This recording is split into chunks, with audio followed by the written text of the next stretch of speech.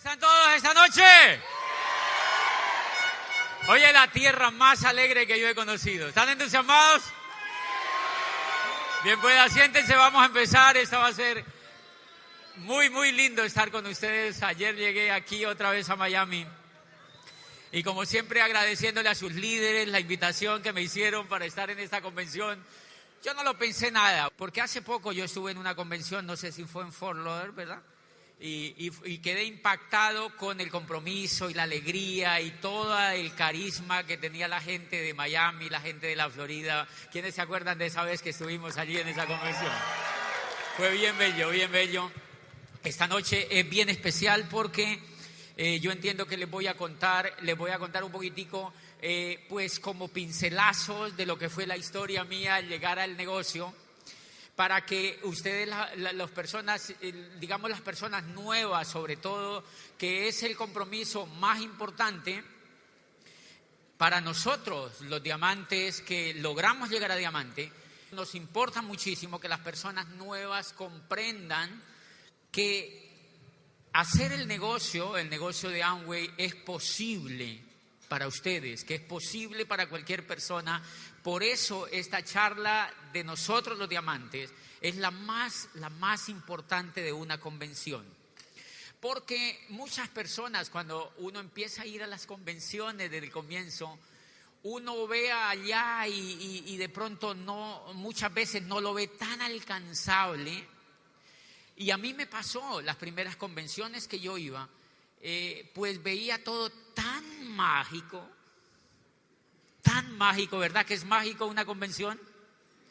Es mágico. Yo veía cómo recibían a los diamantes, la edificación, cómo contaban las historias, cómo hablaban de libertad, y yo decía, yo nunca dije que no era cierto, pero yo decía, se alcanza uno a hacer la preguntica, ¿yo lo haré? ¿Verdad? Yo lo haré, no porque no fuera capaz de hacerlo, sino porque seré capaz de hacerlo, ¿verdad? O sea, yo lo podré hacer. Y cuando empecé a escuchar historias de los diamantes, historias que yo me escuché comenzando el negocio, cuando yo escuchaba la historia de ese diamante que estaba en la primera convención que yo fui, empecé a sentir que yo también lo podía hacer, y que era simplemente poner un poquito de trabajo o poner el trabajo que había necesidad de poner. Y pues a los 3 años y medio de estar haciendo el negocio yo califiqué a diamante. Y quiero que te quedes quietico allí por una cosa, porque nada más ni nada menos que es 3 años y medio desde ingresar al negocio, calificar a diamante, versus 80 años que me esperaban de trabajo.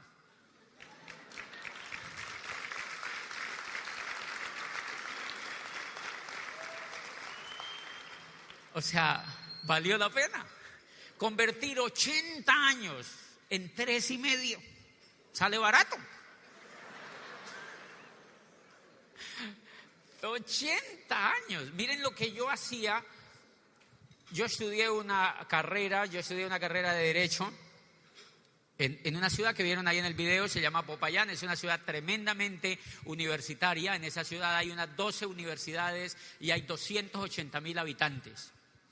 Y yo me fui para allá a estudiar esa ciudad porque me gustaba la altura de la academia, me gustaba la mayoría de papás amigos, de mis amigos, eran magistrados, eran senadores de la República o eran gente que estaba en el entorno político y eran importantes. Y entonces yo quería estudiar en una universidad que fuera importante. Yo creía, pues como habían salido de esa universidad, yo decía, yo metiéndome en esa universidad, paso por allí, yo salgo así como ellos, ¿verdad? Y me daba como la idea de que algo tenía que ver eso en mi proceso. Bien, yo escojo entonces esta ciudad y me voy allá a vivir a esta ciudad. Y cuando yo empiezo, yo tenía desde pequeño yo tenía dudas sobre la educación. Por eso cuando ustedes me oyen en los audios y cuando los nuevos les han prestado de pronto algunos audios para que se fueran ambientando sobre quién era el que les iba a contar esa historia, todo lo que yo pienso hoy sobre la educación no es nuevo. Yo desde pequeñito le tenía como cierta desconfianza, no a la educación, sino a la forma como educaban. Y entonces cuando yo llego a esta universidad, yo empiezo a notar, yo venía de un proceso, yo había estudiado, yo había hecho el jardín, antes del jardín el antejardín, porque uno desde chiquitico lo llevan a todo esto. Y hace unos años, cuando está chiquitito, el antejardín, después lo llevan al jardín. Después estudié pues el bachillerato. A mí me enseñaron los ríos, imagínate, los ríos de mi país. Todos los ríos me los enseñaron, los lagos, los afluentes, las lagunas, todos donde quedaban los mares, como si yo fuera a ser pescador. ¿Me entiendes? O sea, es increíble. Yo gasté mucho tiempo educándome en la escuela, aprendiendo dónde estaban los ríos, dónde estaban los indígenas, dónde estaban ubicados los cerros. Y yo decía, es increíble, uno cómo no va a encontrar un cerro cuando sea grande, ¿verdad? Pero la educación te enseña eso. No entiendo por qué un maestro es capaz de enseñarle a un niño dónde queda un cerro. Es increíble, una montaña, enseñándole dónde quedaban las montañas. Después de que yo hago el negocio y evoluciono un poco y empiezo a viajar, recuerdo una vez llegando de Argentina a Colombia, y a mí me encanta siempre pedirle a la aerolínea que me deje en la ventana. Yo no sé, me encanta, soy masoquista, ¿sí me entiendes? Me encanta ver la altura a lo que ese aparato va. Y también me encanta, por si las moscas, ver dónde va a caer, ¿sí me entiendes? De verdad, o sea, así. Y pues, yo recuerdo algún día entrando a Colombia desde Argentina, veo así, yo digo, mi país tiene 3 cordilleras, en un gran cerro se desprenden 3 cordilleras, y yo decía, yo veo allí 3 montañas largas, esas deben ser las cordilleras que me enseñaba la profesora. ¿Cuál será la central? Pues debe ser la que va por la mitad. Porque uno pasaba los exámenes diciendo cuál era la central, la occidental y la oriental. Pero el niño no tiene dimensión de eso. El niño no tiene ni idea. ¿Y eso para qué? El niño dice, ¿por qué? ¿Por qué a mí me enseñan? Imagínate un niño de 11 años, ¿qué rayos le importa cuál es la central, la oriental y la occidental? Si ese niño lo que quiere es jugar. Hoy entiendo los niños por qué no quieren ir a la escuela. Yo los entiendo, me solidarizo con ellos, de verdad. Me solidarizo con ellos. Y yo tengo 3 sobrinitos y hay uno chiquitico que es así bien piquiña, bien piquiña, o sea, así bien hiperactivo, le dicen en la escuela.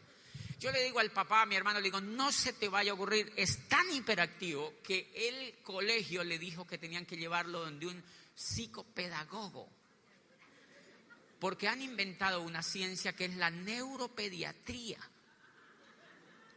Para cuando el niño es así tan inquieto, o sea, es como Tomás Alva Edison, entonces lo llevan donde el neuropediatra, y el neuropediatra le dice, tienen que darle una pastica diaria. Yo le digo, ni se te vaya a ocurrir porque queda como tú. Ni se te vaya a ocurrir, ¿verdad? Le digo al gordo. Y pues,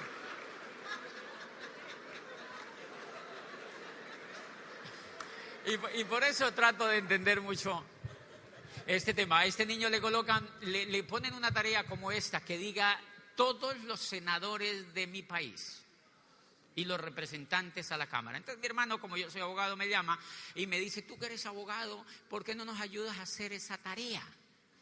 Y yo digo, no tengo ni idea. Tiene uno que estar muy desocupado en la vida para saber quiénes son los senadores del país, o sea, en absoluto. Y entonces, pues, yo le digo a mi hermano, mira, ponle una nota, no te compliques con eso, ponle una nota en el cuaderno al profesor y le dices que tú como papá del niño que pagas el colegio, le dices que le haga el profesor la tarea. Claro, a él es el que le pagan. Que él le haga la tarea al muchachito. ¿Por qué se la tiene que hacer el papá? El papá todo el día trabajando, sale de trabajar a hacerle la tarea a los muchachitos. ¿Por qué los papás no protestan? Por eso es que después se vuelven empleados también los papás y los niños, porque nadie protesta. Nadie es capaz de decirle, oye, profesor, ¿por qué pones las tareas tan extrañas? Todo ese proceso educativo lo viví yo. Cuando yo llego a la universidad era la repetición de lo mismo. Un profesor se paraba enfrente de un tablero, explicaba el derecho, las normas, básicamente enseñaba las normas en un tablero y nosotros copiábamos. Cuando llegaba la hora del examen, nosotros lo que hacíamos era que vomitábamos lo que él nos había dicho. Bueno, repetíamos, ¿verdad? Bueno, es un término, o sea, repetíamos lo que el profesor nos había dicho y de acuerdo a la fidelidad con que nosotros repitiéramos, pasábamos o no pasábamos. Yo decía en mi interior, estamos haciendo un curso de cotorra, ¿sí me entienden? O sea, de verdad, estamos haciendo un curso de cotorra, no tenía sentido eso para mí. Y eso me empezó a hartar.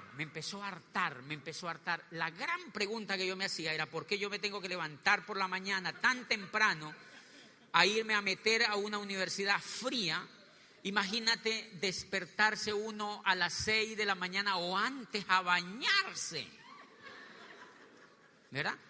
Por eso hoy no me baño.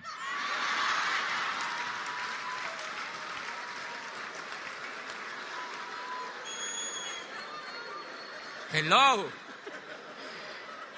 Y bueno, es una exageración. Cuando yo hago este negocio, empiezo a tener libertad.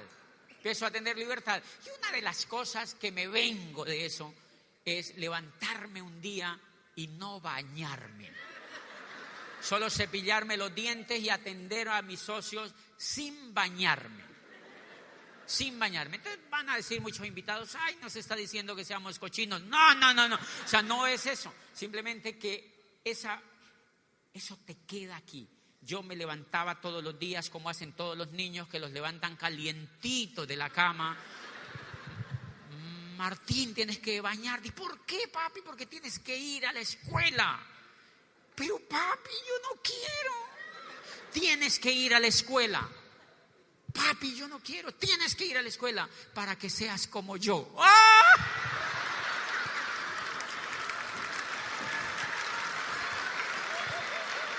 Ay, no. ¿Por qué los niños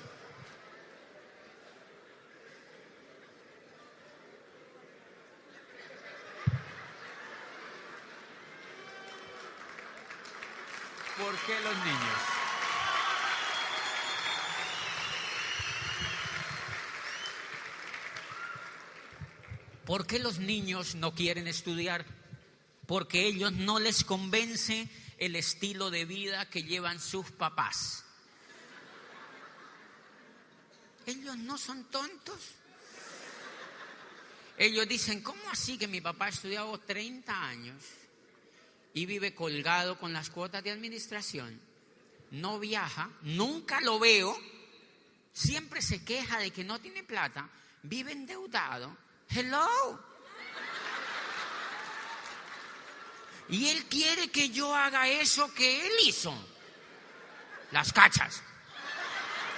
No lo quieren hacer los niños, no lo quieren hacer. Y yo veo, miren, en todos los países del mundo, la educación tradicional está quedando medio desocupada por un fenómeno increíble que la gente no ha entendido. Un país como los Estados Unidos tiene que poner avisos en la prensa y en grandes... Por favor, vuelve a la escuela. Y los niños...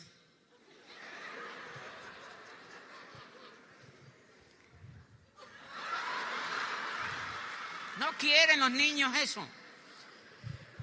¿Qué ocurrió en mi vida, señores?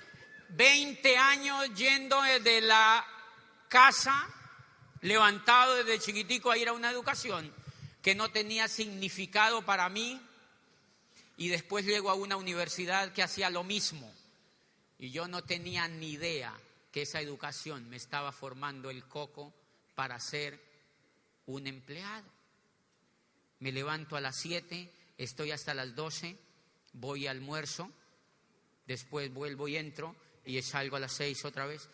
Y una constante dentro de esos 25 años, siempre me dejaban tareas. ¿Se acuerdan? ¿Por qué le dejan tareas?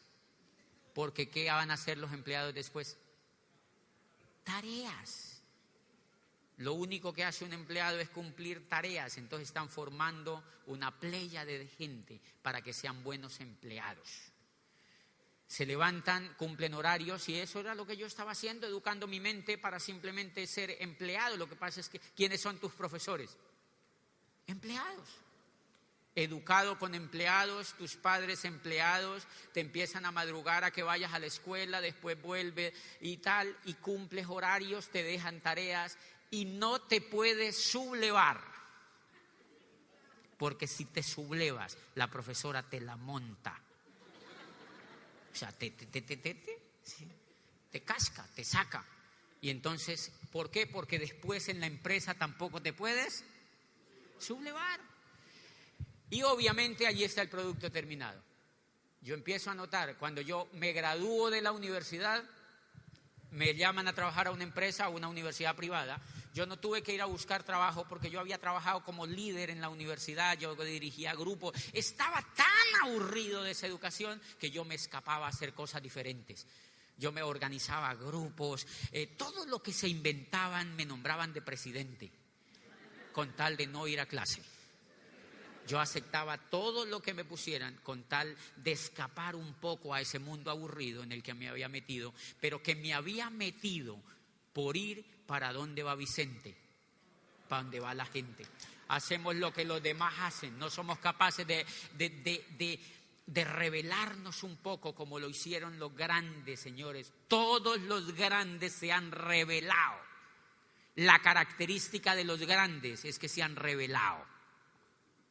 Las ovejas no se vuelven grandes. Son los que se rebelan ante la mediocridad en que los mete el rebaño de la sociedad, que no piensa, sino que hace lo que los demás hacen. Y yo no había sido capaz de eso. Pero un hombre que entré a la biblioteca de esa universidad porque quería buscar escaparme un poco de eso. Y encuentro a un hombre, una biografía de un hombre que se había escapado de eso. Y era un hombre que toda la vida, una de las cosas magníficas que hizo fue que se escapó de una universidad, de hacer su carrera porque quería perseguir su sueño. Yo no estoy diciendo que se escapen de las universidades, sigan allí, o sea, dejen a sus hijos. Yo no estoy lanzando ese mensaje, lo que yo le quiero decir, si ese camino a usted lo lleva a triunfar, hazle. Pero un personaje de Colombia que se dio cuenta que ese camino no lo iba a llevar, me enseñó mucho en la carrera cuando yo estaba buscando muchas cosas diferentes. Un día me meto a la biblioteca, encontré una biografía de él preciosa y empecé a buscar los libros y empecé a encontrar una biografía increíble. Este señor quería ser escritor desde que estaba chiquito. Quería ser escritor y soñaba con ser escritor. Y había escrito unas cuantas columnas y un libro perverso. El primer libro, dice él, que era perverso. Pero había publicado ese pequeño libro allí y una vez un periodista de una revista local lo había entrevistado, de esas entrevistas que uno paga para que lo entrevisten porque todavía no lo conoce nadie. Las primeras entrevistas siempre son pagas, siempre, casi siempre son pagas. Y entonces este personaje lo entrevistan ahí localmente y le preguntaron, ¿qué es lo que usted pretende con escribir? Y dice, yo cuando escribo, yo estoy seguro que voy a ser el mejor escritor del mundo. Era perverso. Yo creo que la que lo entrevistó casi que le hace guau, guau. Pero esa persona tenía un sueño y entonces yo leo esa biografía, dice, esa persona escribió 20 años, mucho más de 20 años, y nada, y nada, y nada, y nada, y nada, y nada. Y un día estaba en Ciudad de México, se había ido con su madre a México, pues con la de él. Y estaba con su madre, su esposa y unos niños ahí en México, sus hijos. Y de tanto perseverar y perseguir su sueño, se fueron. Él había escrito mucho ahí en México y tenía asociación con los escritores mexicanos. Y un día se fueron de vacaciones a Acapulco.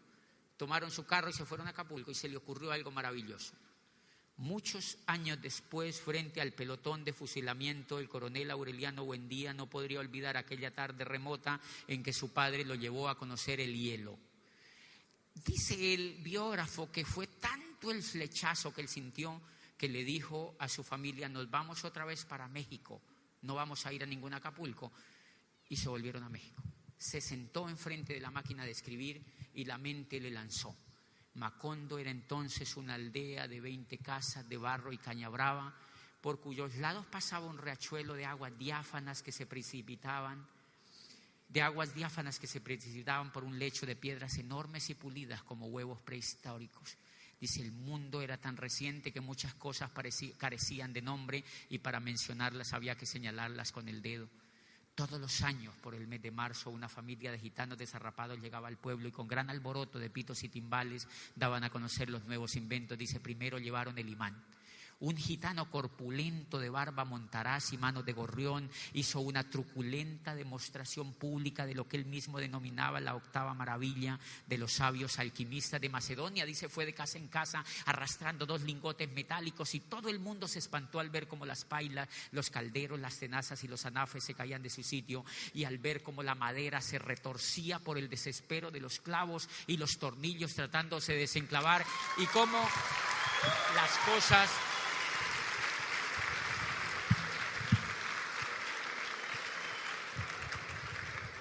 Y como las cosas que hacía mucho tiempo se habían perdido, aparecían por donde más se les había buscado y se abalanzaban en desbandada turbulenta tras los mágicos fierros de Melquíades.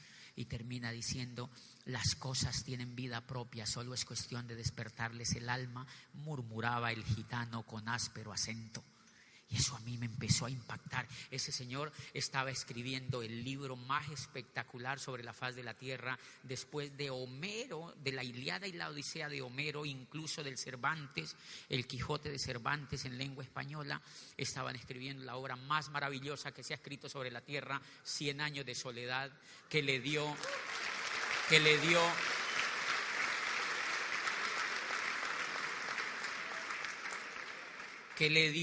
el único Nobel que se haya ganado Colombia en toda su historia, porque un hombre fue capaz de perseguir lo que quería por encima de la montonera, Y eso me sirvió cantidades. Yo empezaba a meterme en aquellos libros y eso me inspiraba. Pero bien, para hacerle la historia un poquito corta, yo estaba metido allá leyendo y escapándome de toda esa monotonía de la universidad. Yo formé una tertulia con amigos. Como yo leía eso, a mí me daban ganas de compartirlo. ¿A ti no te darían ganas también?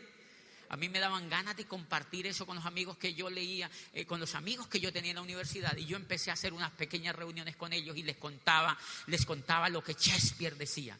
Les contaba lo que Gabo decía en sus libros, les contaba lo que Borges y todo lo que esta gente decía. Y entonces la gente se fue aglomerando a una pequeña tertulia. Sin querer, yo ya estaba organizando mi primera convención.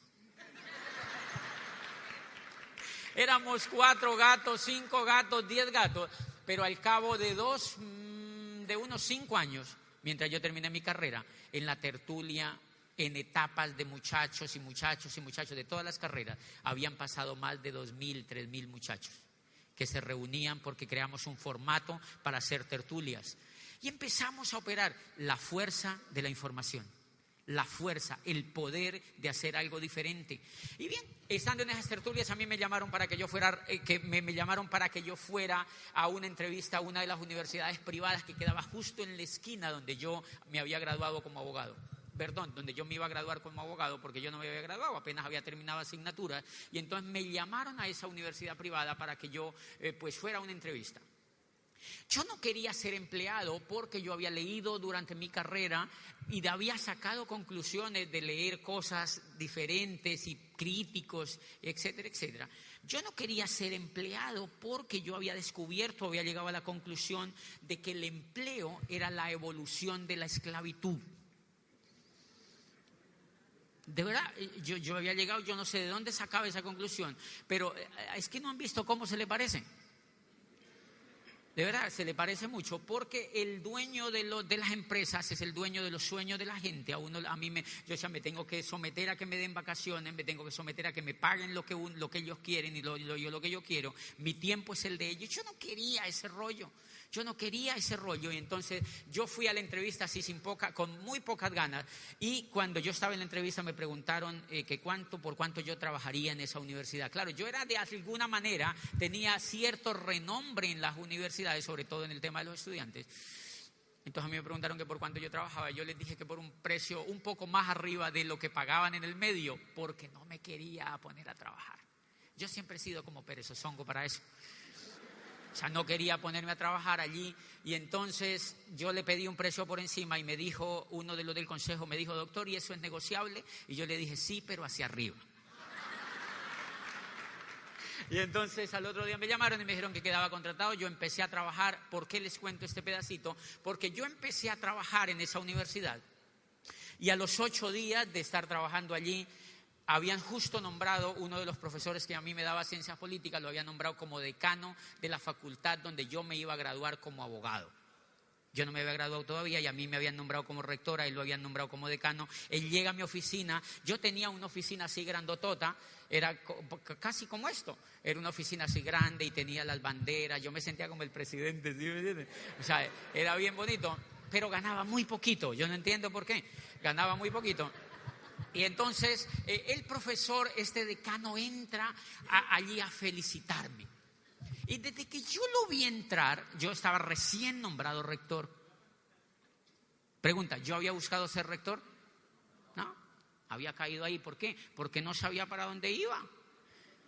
Cuando un barco no sabe para dónde va, pues todos los vientos le son desfavorables. Lo menos desfavorable era que me pusieran ahí en un puesto. Pero imagínate un joven a los 27 años aceptando un puesto sin sentido porque no lo había escogido. Las circunstancias simplemente lo... ¿Ustedes conocen gente así? Desde allí empiezan los problemas en la vida de los seres humanos, porque hacemos cosas circunstanciales, no lo que nosotros nos atrevemos a hacer y a arañar y a lograr y a querer, sino que nos metemos en unos cuentos, en unas películas, y los demás son los que nos ponen a hacer cosas que nosotros no queremos hacer. Yo ya empezaba allí, y ustedes van a notar que allí se empieza a hacer un germen de lo que después revienta en el negocio. Yo empiezo allí, recibo el decano, y el decano me va a saludar, me lleva una tarjeta, pero yo noté que él llevaba una sonrisa así como muy extraña. Era una sonrisa bien grande. Yo nunca le había visto los dientes. Era un profesor bien bravo, o no tanto bravo, pero sí, él era comunista. Entonces, el discurso de él no compaginaba mucho con lo que yo pensaba, y entonces no la íbamos muy bien. Pero a cosa extraña, cuando yo soy nombrado rector, él llega así, se sonríe y le veo los dientes por fin. Y era una sonrisa exagerada. Doctor, ¿qué lo trae por aquí? Me dijo, lo vengo a saludar. Yo supe que había sido nombrado rector y es increíble, pues la universidad esta nunca ha tenido un rector tan joven y tú eres un hijo de nuestra universidad, estamos felices. Y lo veía transformado, pero yo veía sospechosa esa sonrisa. Una vez me saludó, él me dijo, pero más que a saludarlo, le vengo a contar algo. Y yo le dije, ¿qué? Y me dijo, entré a un negocio. Le vengo a contar un negocio, estoy haciendo un negocio, y es un negocio increíble, nos vamos a hacer millonarios, nos vemos en las playas del mundo, nos vamos a hacer millonarios, nos vemos en las playas del mundo. Y yo decía, negocio, millonario, y este comunista. O sea, cosa tan rara. Eso no concuerda. Este está bien crazy, decía yo, ¿sí me entiendes? O sea, este está bien loco. Y entonces yo le dije, ¿de dónde es el negocio? ¿De qué es el negocio? Y me hablaba de unos limpiadores y que de unos champú y unos jabones. Y yo dije, ¿negocio de jabones? Y este es politólogo. No, Dios mío. Y entonces yo le dije, ¿de dónde es el negocio? Y me dijo, es americano. Y yo, negocio americano, con todo lo que estos odian a los americanos. Yo dije, no, Sodoma y Gomorra. Esto es Sodoma y Gomorra, o sea, yo no lo voy a creer. Cuando él me cuenta un poquito el negocio, yo le digo, doctor, ¿y usted qué quiere que yo haga? Y me dijo, yo quiero que entre. Entonces yo dije, y además atreví que yo entre a ese negocio. Y entonces él me dijo, sí, yo quiero que entre, nos vamos a hacer millonarios, nos vemos en las playas del mundo. Y yo decía, pero ¿cuáles playas del mundo? Si en Popayán no hay playas, ¿sí me entienden? No está acostumbrado a ver playas allá. Pero eso no conectaba conmigo y entonces yo le dije, yo quiero que entre, mire cuánto cuesta. Entonces yo en un instante yo pensé, bueno, él es el decano, yo no me he graduado, allá tengo que ir, me está invitando a un negocio, ¿entro o no entro? Y el coco en instante me dijo, entre, idiota. O sea, y entonces yo le dije, ok, yo entro, yo firmé. Yo creo que el decano casi se orina de la emoción, ¿sí me entiende? Porque, claro, o sea, él sabía que yo era un líder. Y firmé ahí en el negocio y entré. Él me siguió llamando y me dijo que le contáramos a los amigos. Y yo dije, no, y además contarle a los amigos, qué susto. ¿Yo qué le voy a contar a los amigos eso? Yo no tenía ni idea qué era. Llegó una caja a mi casa y era una caja de Amway. Llegó a la casa, yo siempre he tenido perros en mi casa. El perro desbarató la caja. Creo que se comió el jabón, se bañó con el champú, se comió las pastas que habían allí. Yo no sé qué hizo el perro, pero se fue la caja se desapareció. Y me dieron un cassette que venía en la caja. Ese cassette yo lo puse en el equipo, era un cassette, no era así como que, porque yo estaba acostumbrado a los discursos académicos con el obispo y con gente así, que circunspecta, con las banderas atrás y el himno nacional. Y me ponen un cassette de una señora que no hablaba, gritaba en ese cassette. Yo escucho eso y apagué eso, yo dije, ¿qué es eso? Yo no quise volver a escuchar nada. Y yo entiendo que eso me cerró el cerebro primario, yo no quise volver a escuchar nada y entonces apagué ahí. El decano me seguía insistiendo, doctor, nos vemos en las playas del mundo, nos vamos a hacer millonarios, contémosle a sus amigos. Y yo, doctor, un día de tanto insistirme le dije, doctor, usted me está diciendo que nos veamos en las playas del mundo, pero yo no me he graduado. Y yo tengo que graduarme. Si yo no me graduaba de abogado, me echaban de allí. Los estudiantes se daban cuenta. Y entonces él me dijo, yo que le voy diciendo, doctor, yo así no puedo ir a las playas del mundo si no me he graduado. Me dijo, tranquilo, socio. ¡Qué lindo este negocio, de verdad! ¡Qué lindo este negocio! Pero me lo dijo así como descarado. Me dijo, tranquilo, socio. Y desde allí en adelante él empezó y me llamaba socio. ¿En qué le puedo ayudar para lo del grado?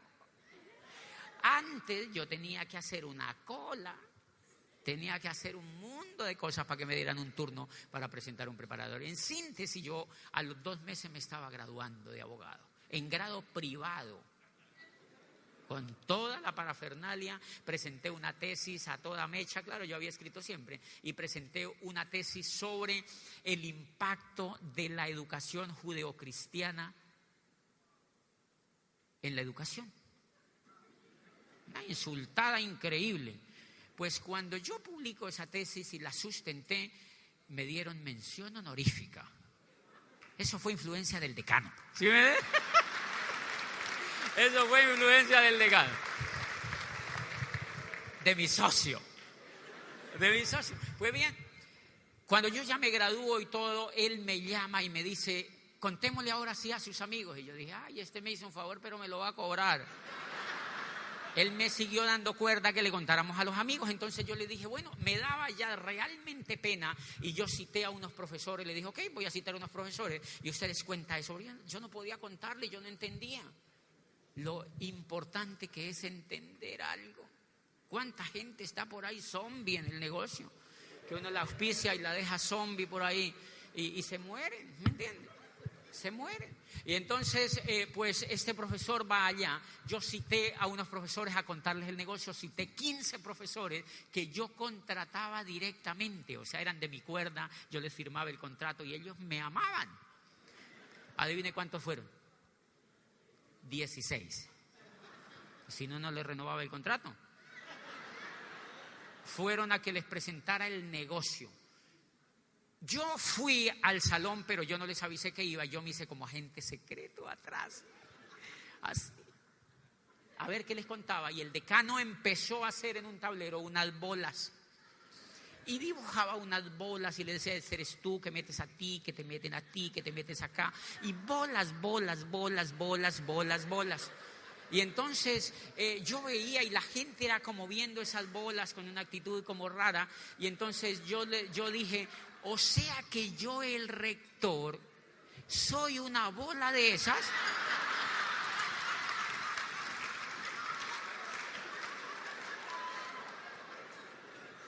¡Qué boludo he sido! Y entonces, cuando terminó el plan, el decano iba con un amigo con el que lo había metido a él. Era un ingeniero increíble, de fama. Un ingeniero civil, constructor, profesor universitario, y el decano daba el plan. Pintaban bolas y bolas y bolas. Yo creo que al final, imagínense lo interesante, al final, eso quedó en silencio. No sabían cerrar, no decían nada. O sea, como que le provocaba preguntarle a la gente, eso quedó como en silencio. A mí me provocaba salir y desbaratar todo eso. Una profesora en ese silencio así sepulcral le preguntó a la otra, profesora Amparo, ¿usted va a entrar a eso? Entonces la profesora le dijo, sí. No, le dijo, yo no voy a entrar. Entonces la otra le respondió, entremos, colaborémosle al rector. Y yo que voy oyendo eso y fallecí en instantes. Yo salí corriendo y me fui otra vez para la oficina y no quise volver a saber nada del negocio. Me fui para la oficina y miren, yo ya llevaba un tiempito, digamos 6 meses. Durante ese proceso yo había durado 6 meses haciendo esto. Yo me levantaba por la mañana, me bañaba, desayunaba, me iba a la oficina.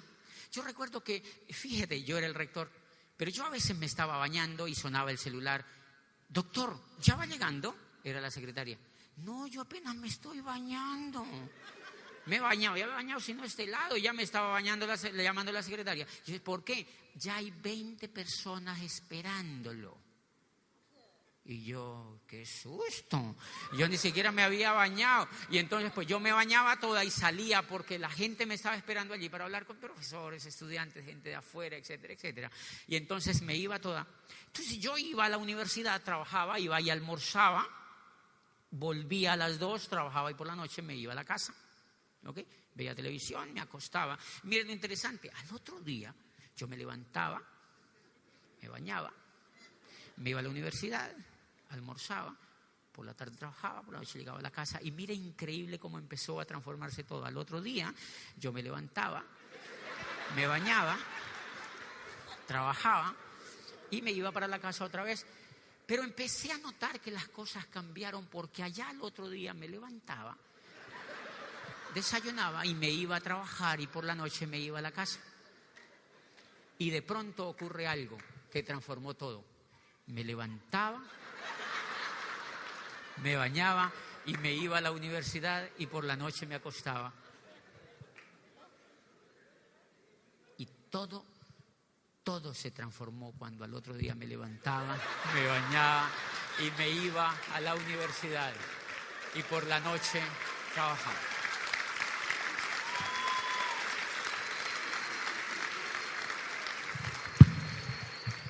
Muy en el fondo me hacía la siguiente pregunta: ¿80 años haciendo esto? Y era como si el coco me dijera, sí, para eso lo educaron. Eso no fue lo que hizo 25 años atrás desde chiquitico. Para eso es que sirves. Pero yo me resistía a creer que eso era cierto. Yo no quise volver a saber nada del negocio y por no saber más del negocio después entendí. Duré 5 años donde las cosas fueron diferentes, porque ahora sí ya me levantaba, trabajaba y me acostaba, trabajaba, me levantaba y así. 5 años, señores. 5 años donde la esperanza empezó a disminuirse. 5 años donde la mediocridad se empezó a apoderar del espíritu triunfador y del soñador que había por dentro. 5 años donde ya no era capaz de soñar y no era capaz de imaginarme para mí ni para mi familia un futuro mejor, porque todo el mundo terminaba igual. 5 años donde quizá estaba cayendo ya en una enfermedad psicológica, pero uno no se da cuenta. 5 años sin esperanza, 5 años perdiendo la fe, 5 años repitiendo y 5 años cogiéndole miedo a los demás, porque eso fue lo que empecé a notar, que tenía miedo. ¿Tú no has notado que hay gente que empieza a trabajar y al año ya tiene miedo? Miedo porque veía televisión, porque me asustaba el futuro y me daba susto, y yo ya empezaba a ser lambón con los jefes. Toca hacer esto, doctor. Y yo sabía que eso no estaba bien. No importa, lo hago. Lo que sea, lo hago. ¿Por qué? Porque yo soy empleado de ustedes. No estoy de acuerdo con eso, no importa que esté de acuerdo, hay que hacerlo. Yo ya tenía miedo. 5 años disminuyéndome como ser humano. 5 años haciendo lo que otro quería. 5 años renunciando a hacer lo que yo quería. 5 años allí. 5 años autoeducándome, porque si tú te das cuenta, cuando tú haces ese ciclo de levantarte, trabajar, ir allá y levantarte, ir allá, te estás educando. Eso es una autoeducación, sino que la gente no se da cuenta. Entre más repites ese hábito, el hábito se vuelve más fuerte. El hábito se vuelve más fuerte, y eso es lo que la gente no entiende. Eso también tiene que ver con la educación. La gente cree que la educación es solamente lo que hacemos allá dentro en los cursos. Señores, eso es lo menos que educa. Lo que más educa es los hábitos que nosotros hacemos allá afuera.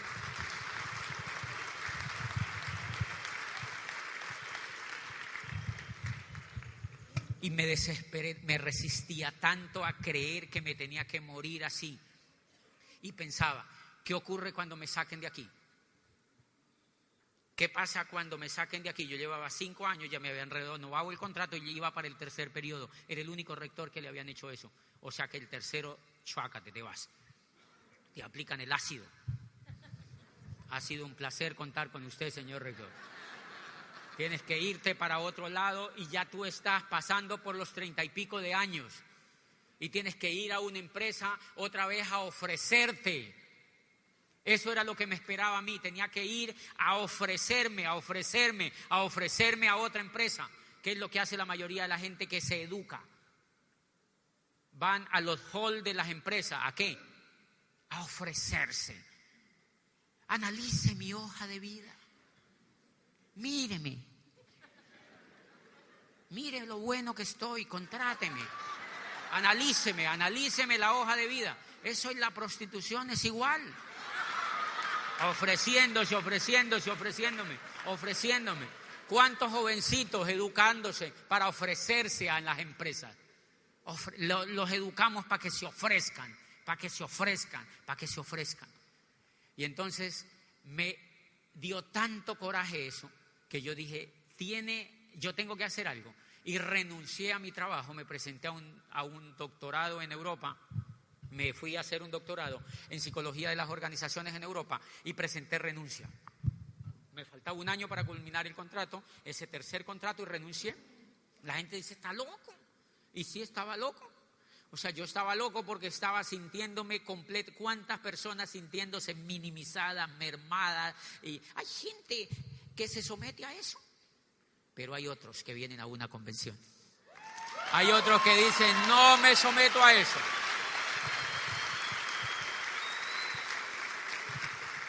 Y yo decidí irme a hacer un doctorado. Me fui a hacer un doctorado en Europa. Tuve montones de situaciones allá. Yo me autobequé, me fui a hacer un doctorado allá. Y en síntesis era lo mismo que la carrera, era repetir el mismo esquema. Por eso todo esto que yo he hablado sobre la educación tiene un fundamento en que la educación fue hecha, sencillamente la educación fue hecha como un producto. Yo les he contado eso, es un producto que le venden a la gente, empaquetan un producto y se la venden a la gente y uno lo compra. Y uno lo compra porque la gente le ha dicho que eso es lo que tiene uno que hacer y uno compra. Yo compré ese paquete y ese paquete era lo mismo que todos los paquetes que yo había estudiado. Y yo ahora sí me sentía perdido Ahora sí me sentía perdido y tomé una tremenda decisión. Yo negocio con la universidad y tomo la decisión de volverme a mi país. Estuve cerca de un año ahí en Europa y entonces cuando tomo la decisión de volverme al país, yo decía, ¿a qué me vuelvo al país? Adivinen a qué. Otra vez a levantarme, a trabajar, a almorzar, a trabajar, a ver televisión y al otro día a levantar. Lo mismo. Eso me esperaba. Pero es increíble. Cuando yo vi que esa puerta ya no era para mí, estaba decidido ahora sí a hacer eso. Estaba decidido ahora sí a hacer eso o lo que hubiese que hacer. El problema ya era de supervivencia. El problema ya era de supervivencia. La universidad me dijo, vuelva a trabajar otra vez. Pero antes de venirme para Colombia, yo me acordé de lo que el decano me había dicho. ¿Se acuerdan? 5 años atrás el decano me había dicho que este negocio daba libertad. Que este negocio daba libertad, que daba flexibilidad, que este negocio, que nos íbamos a hacer millonarios, que nos iban a las playas del mundo, o sea, todo lo que me había dicho. Y yo recuerdo que la caja decía Amway, y obviamente yo sabía que era Amway en el negocio, y entonces yo dije, Amway, ¿y qué tal que eso sea cierto? ¿Y qué tal que eso sea cierto? Pero yo lo que tenía en la mente era que yo veía un poco de gente que decía, no vamos a ser millonarios, no vamos a las playas, pero ellos no se hacían millonarios. O sea, era increíble. Yo había visto en Popayán un mundo de gente que hablaba eso, pero ellos no lo hacían. Y todos se habían rajado, el decano también. O sea, yo vi grupos enteros crecer cuando yo ingreso al negocio. A mí me alcanzaron a llevar a una reunión como un cuarto de esto. Pues señores, nunca hubo más. Eso se acabó allí y nunca hubo más. Y nadie llegó a diamante. Nadie llegó a diamante. Y entonces tú, en mi mente, ¿qué creía? Sin embargo, estaba tan abajo que me fui a buscar en Amway, Barcelona, no sé qué, dónde quedaba en Amway, España, y era en el Hospitalet de Obligá y cerquita a Barcelona, y me fui para allá. Me atendieron una niña del staff, de las niñas que atienden en el teléfono, y me atendieron. Yo soy colombiano, estudio un doctorado, yo quiero meterme a esto, le dije a la niña. Ella me vio así como con cara de... Entonces yo le dije, sí, yo quiero hacer ese negocio, a mí me han dicho que esto es muy bueno, pero yo no sé mucho del negocio, yo quiero que usted me contacte con una persona que tenga éxito aquí en España en el negocio, o en Europa, en cualquier parte, pero yo me quiero conectar. Me dijo la niña, ok, yo te voy a conectar con una persona, y entonces me dio el teléfono de una señora de allí que se llamaba María. Me dio el teléfono de esa señora, pero antes de darme el teléfono me entregó un paquete de catálogos. Entonces yo me fui para la casa donde yo vivía, en el piso donde yo vivía. Y entonces yo me senté así en un butaco. Cuando yo llegué, en ese catálogo habían jabones, champús, desodorantes, cremas de dientes, LOC, había un poco de tarros allí. Entonces yo vi los catálogos y yo decía, es rector universitario,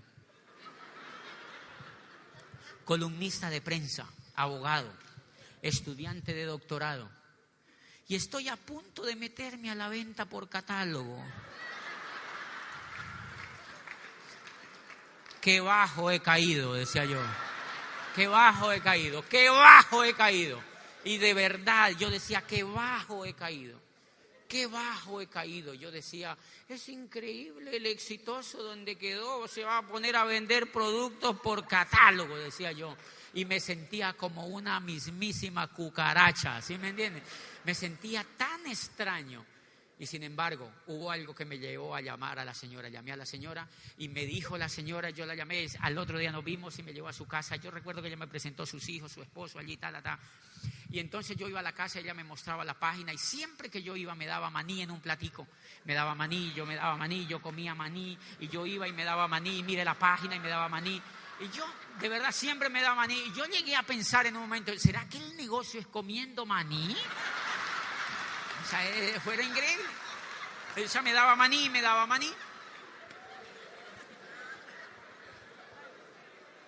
Pero no me daba nada más. Y entonces el esposo decía, este negocio aquí en España va a explotar. Este negocio va a explotar. Esto aquí en España va a explotar. Decía, esto en España va a explotar. Este negocio va a explotar. Esto es increíble. Estamos haciendo un trabajo increíble. Esto va a explotar, decía el señor. Esto va a explotar. Este negocio va a explotar. Esto aquí va a explotar. Y decía siempre eso, que esto iba a explotar en el año 2001, donde todo estaba explotando. Y entonces yo dije, no. ¿Qué tal que esto explote conmigo aquí adentro? Yo mejor me voy de aquí. Me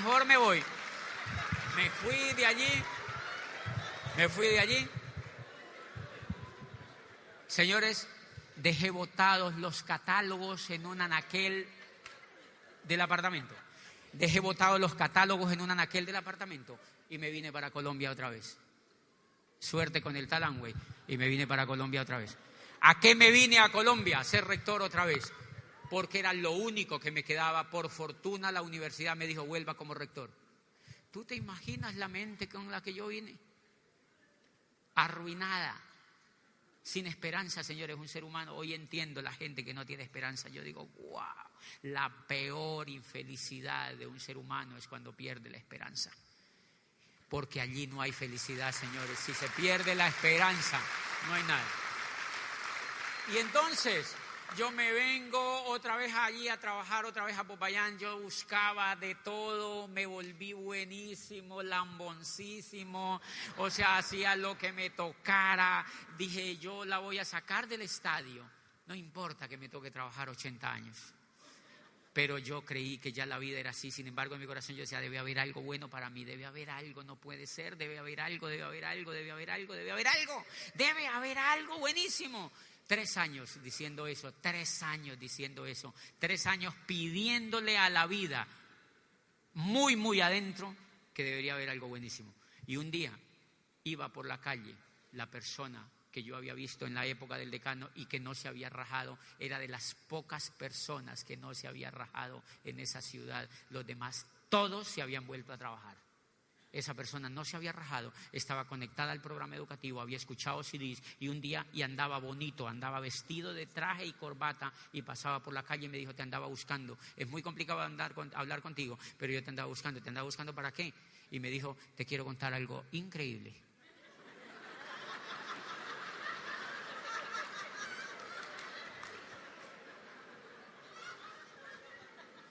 Se fue a mi oficina y me contó el negocio. ¿Y de qué es el negocio? Y me dijo, de Amway. Yo, ay, no puede ser, o sea, no, la tapa, otra vez.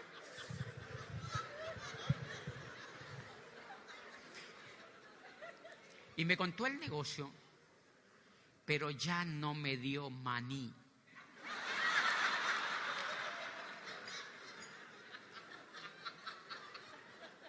Me dio CDs. Ya no me dio maní, me dio CDs. Me dio CDs, señores, me dio CDs. Y el primer CD que me dio se llamaba De nada sirve la técnica si no hay perro.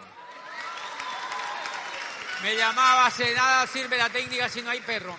Y me dio un CD de un centroamericano que se llamaba Quemar Carabelas y otro del primer diamante en Colombia, que era Alejandro Hillera, donde ese muchachito decía, yo hice este negocio a nivel de diamante porque no quería llegar donde todo el mundo llega. Si quieres llegar a un sitio diferente, tienes que hacer algo diferente. Y yo decía, yes. O sea, yo decía, esto es para mí. Empecé a escuchar CDs. Yo le dije a ese muchacho amigo, nos hicimos tan amigos, y empecé a llamarlo y le dije, ¿tiene más CDs? Él me daba, era cassette, esos estaban en cassette. Me dijo, no tengo más, como 3. Y yo le dije, ¿tú te acuerdas del decano? Imagínate. ¿Tú te acuerdas del decano? Y me dijo, sí. Yo le dije, vamos a la casa de él. Yo ya estaba entusiasmado. ¿Qué es lo que entusiasma en este negocio, señores? La información. Yo no había visto ni un producto, señores. Yo no sabía eso con qué se comía. No me hizo ninguna demostración de productos. Despertó mi sueño. Fue capaz de despertarme la palabra libertad.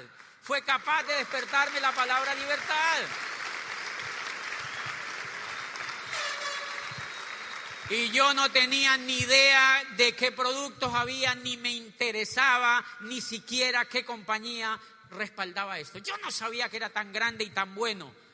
Yo sabía que había una oportunidad allí y que este señor el día que me auspició me había dicho, yo le dije, yo sé que en ese negocio uno se hace diamante. Y me dijo, sí, y usted puede hacerse diamante. No te imaginas el estilo de vida que vas a tener si te haces diamante, y yo sé que tú puedes. Y yo le dije, ¿usted se va a hacer diamante? Y me dijo, sí. Y yo le vi la carota y era como cierto. Yo le dije, listo, chóquela, usted y yo nos vamos a hacer diamantes. Y él la chocó, y a partir de allí yo tenía un pana en la vida que iba a triunfar por un sueño e iba a arrastrar el sueño mío. ¿Tú cuánto crees que eso vale en la vida? ¿Tú cuánto crees que eso vale en la vida? Y entonces le dije, uy, qué susto se me acabó. Me dijo, le dije, vamos al decano. Y fuimos donde el decano. Fuimos donde el decano y yo le pregunté al decano, le dije, salió la esposa y me dijo, nosotros ya no estamos en el negocio, nosotros nos salimos del negocio. La educación era increíble, nos encantaban los libros, los CDs y fuimos a convenciones. Dijo, incluso tenemos un poco de material por allí. ¿Material? ¿Qué material? Y me dijo, sí, tengo una caja de cassette que nos quedó de eso. Le dije, cassette, tráigala para acá. Y me dijo, ok. Y se fue y trajo una caja así como un ataúd de grande, como un sepulcro, una caja grandotota. Cassette. Y yo los vi todos así y le dije, ¿cuánto vale esa? Yo ya sabía que esa caja de cassette eran quizás de los que yo estaba oyendo, pero que se me habían acabado. Y entonces le dije, ¿cuánto vale eso? Y entonces ella me dijo, no, yo no tengo ni idea, eso vale mucha plata porque le metimos mucha plata a eso y no sé qué. Yo le dije, pues mientras se acuerda yo me la llevo. Hasta el sol de hoy, señores. Yo me llevé esa caja y me he puesto, yo tenía un bocho, y es un Volkswagen, y me pongo a meterle cassette a esa caja de ese bocho. Y empecé a escuchar Miguel Aguado, Ángel de la Calle, hablaba ahí en esos CDs. Hablaba Luis Costa. Habían CDs de Tim Foley, habían CDs de Mario Orsini, habían CDs de Tato Lizardi, habían CDs de todo un mundo de líderes. Y en todos esos CDs hablaban de libertad, de esperanza, de familia, de prosperidad, de trabajo en equipo, de bondad, de esperanza, de etcétera, etcétera. Y yo oía. Yo estaba impresionado con eso. Era increíble. Y entonces yo tuve el coraje. Inmediatamente empecé a llamar a mis amigos y empecé a contarles del negocio. Empecé a contarles y les contaba del negocio. Y la gente, yo veía que la gente se entusiasmaba, era porque yo estaba lleno de entusiasmo. La gente se entusiasmaba y yo les decía, yo le contaba a alguien y me decía, pero eso es sándwich, eso es lo que, no le gusta eso, no, hágase para un lado el otro. Y entonces yo le contaba al otro, y le contaba a otro, y le contaba. Yo empecé a contarle y a contarle y a contarle y a contarle y a contarle a la gente, y les contaba, yo te oí que tú ibas a montar un negocio, no se te ocurra todavía, no vas a montar nada. Todavía, yo quiero ir para tu casa. Iba y le contaba, y mi upline se empezó a preocupar. Porque decía, ¿y este qué le pasó? Yo estaba preparado, yo no quería perder ni un minuto de mi tiempo porque ya había perdido 35 años, señores.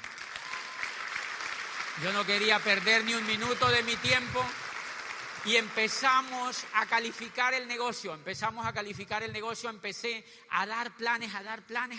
Yo no tenía ni idea qué era lo que estaba haciendo, pero daba planes. Y la gente se moría. Pero yo no me daba cuenta. Y entonces los que se morían, no había quien los enterrara. Y es increíble, la gente cuando vio que no había quien las enterrara, se dejaron de morir. Y entonces volvían y me decían, yo me iba a morir, pero ya no me muero. Bueno, sigamos entonces para arriba, ¿verdad? Y entonces le dábamos otro plan y nos íbamos para donde el otro. Íbamos a la otra casa, íbamos a sacar gente de la casa así de la cabeza. Venga para acá que usted tiene que ver esto. Eso fue lo que había aquí en Popayán, eso no funcionó. No es lo mismo. No es lo mismo porque ahora estoy yo. No es lo mismo, no era lo mismo.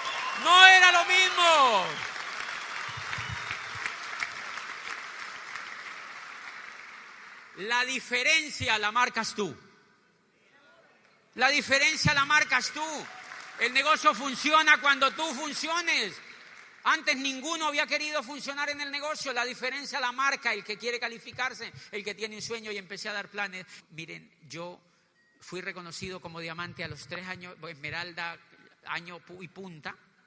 Año pasadito yo ya estaba calificando esmeralda. simplemente porque daba planes, y me llevaba la gente desde Popayán hasta Bogotá. Desde Popayán hasta Bogotá, quiero que te imagines esto, en buses, unos buses que en Colombia le llamamos buses guanábanas, porque son verdes. O sea, es una fruta grandotota. Son unos buses tan feos que les decimos buses guanábanas. Se van por unas montañas cruzando las cordilleras y eso lleno de ríos. Y los buses allá les encanta tirarse a los ríos.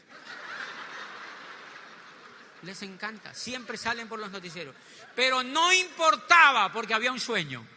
No importaba porque había un sueño, y cuando nos dijeron en esos CDs que había una convención y que uno tenía que llevar la gente a la convención, yo subí y llené ese bus para la convención. Llené ese bus 14 horas, señores.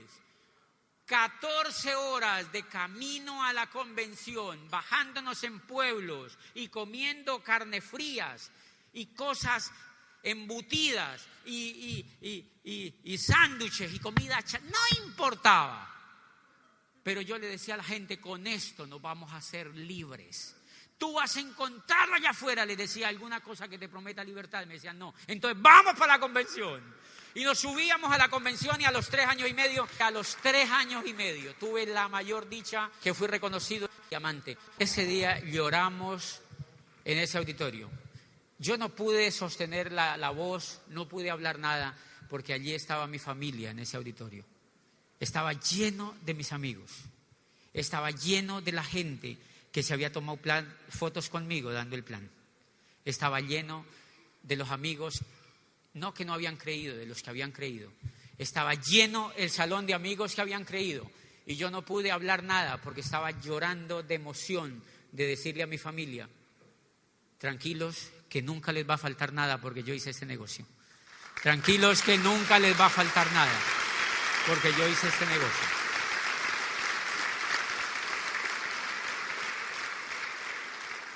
Y me sentía fascinado porque podía decirle a mis hermanos, el día que no tengan trabajo, el día que la vida los golpee, el día que haya una dificultad, el día que haya desesperanza, el día que se estresen por todos los avatares de la vida, yo estoy aquí porque yo me hice diamante en este negocio y yo lo hice para que a mi familia nunca le falte nada y para ayudarle a otras personas que como yo estaban perdidas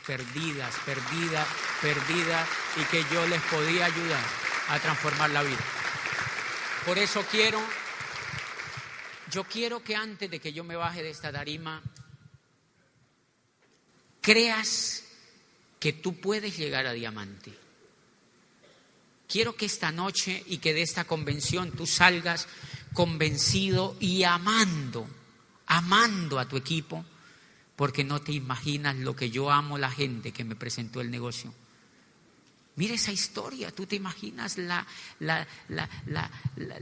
es terrible un ser humano así. Un ser humano que el problema era espiritual, era psicológico, era un problema de desubicación. Yo amo a las personas que me presentaron el negocio. Y esa canción que ustedes vieron allí, yo la escuché por mucho tiempo mientras estaba construyendo el negocio. La escuché por mucho tiempo y me la imaginaba y yo mismo monté esas fotos allí para cuando fuera el reconocimiento como diamante. Si tú te levantas esta noche, te levantas, no importa lo que haya pasado en el negocio hacia atrás, te levantas esta noche, te insto a que te busques canciones, búscate la canción que más te despierte el alma y escúchala.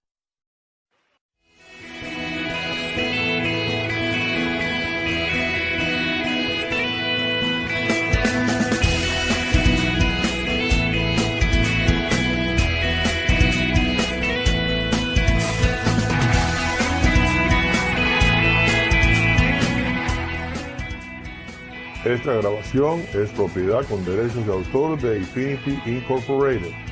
Su duplicación está prohibida y la compra es opcional. Este material y su contenido está dirigido a dueños de negocio independiente y no debe ser utilizado para prospectar. Aunque las técnicas aquí sugeridas han funcionado para otros, esto no garantiza que dichas técnicas trabajen para usted. En adición, quisiéramos enfatizar el hecho de que el éxito en este negocio requiere de trabajo para obtener resultados. Finalmente, el éxito implicado en estas presentaciones podría reflejar algunas fuentes de ingresos fuera de Amway y podría incluir ganancias de materiales de educación y u otro tipo de negocios e inversiones.